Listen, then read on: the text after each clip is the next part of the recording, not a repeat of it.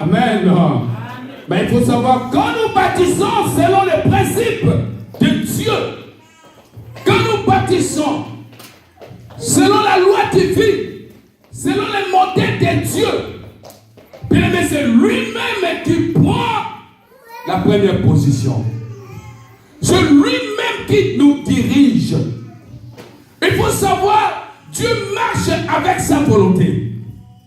La Bible dit, sa parole ne retourne pas sans exécuter sa volonté. N'est-ce pas? C'est-à-dire, quand tu es dans la présence de Dieu, quand tu bâtisses ta vie selon les modèles de Dieu, attends la passe, attends la bisego, comme le chant nous dit, Nakotika Yesute.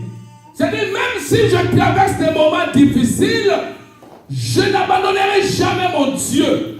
Et il faut savoir que Dieu lui-même prendra la première place. Et il va commencer à te diriger. Il va commencer à t'orienter. Même si ta vision prend du temps. Mais il ne faut pas laisser, il ne faut pas lâcher. Il faut être déterminé. N'est-ce pas? Être toujours dans la présence de Dieu. Combien de fois Anne partait au temple pour chercher l'enfant? Anne priait, Pénine a critiqué, Pénine a rié Anne. Mais comme Anne était toujours dans la présence de Dieu, elle avait la persévérance, elle avait la patience. Au temps convenable, Dieu l'avait visité. Et à nos jours, on ne connaît même pas les enfants de Pénina. Mais nous connaissons Samuel. C'est-à-dire, quand tu es dans la présence de Dieu, quand tu bâtis selon le principe, selon les modèles de Dieu, Dieu lui-même prend soin de nous. Il prend soin de nous. Mais quand tu bâtis non selon les principes de Dieu, il faut savoir qu'il y a toujours des conséquences, comme j'avais dit. C'est-à-dire, tu vas s'aimer, mais tu ne moissonneras pas. Est-ce que quelqu'un peut dire Amen? Nous connaissons le temps de juge, le temps de Gédéon. La Bible dit ce moment, c'était le temps où les enfants d'Israël étaient loin de la présence de Dieu. Et quand ils s'aimaient, les Amalécites venaient pour détruire. C'est-à-dire, ces gens-là, ils ont fui même leur pays. Combien de fois, bien aimé, les gens fuient la présence, fuient même le moment difficile, ils fuient même dans la présence de Dieu. Ce sont des gens qui traversent des moments très difficiles, mais il ne va pas te dire. Amen. Non? Nous tous, il y a des moments où nous traversons des moments très difficiles. Mais Dieu nous console. Alléluia. La journée, tu n'as rien.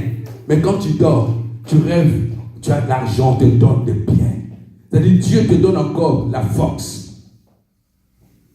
David devant Goliath, il s'est souvenu de quoi? C'était en brousse. Quand il était seul, il avait tué l'ours. Il avait tué les loups. Et quand le roi Saoul lui dit, il faut prendre ça, porte ça parce que cet homme est fort. Il a dit non. Un jour j'avais tué. C'est-à-dire le rêve que Dieu nous montre, un jour s'accomplira. Est-ce que quelqu'un peut dire Amen? Avant de venir aux États-Unis, moi je rêvais déjà, je suis dans un pays étranger. Et je savais que ma vie terminera au pays étranger. Et aujourd'hui je suis aux États-Unis. Je disais aux gens depuis que moi je ne partirai pas en France. Moi je ne partirai pas en Belgique. Là on est dans la 5e décimalité. Moi je suis aux États-Unis. Comme c'était ma vision. Et je suis parti ma vie selon les principes de Dieu. Selon les modèles de Dieu. Au temps convenable, Dieu a suscité. Laisse que Dieu suscite de grandes choses dans ta vie. Je dis à une personne ce matin. Laisse que Dieu te donne des visions. Il ne faut pas avoir peur. Il faut que Dieu te donne. Il faut regarder de loin, voir de loin. Et c'est là où tu verras la main de l'Éternel. Est-ce que quelqu'un peut dire Hosanna? Est-ce que quelqu'un peut dire Hosanna?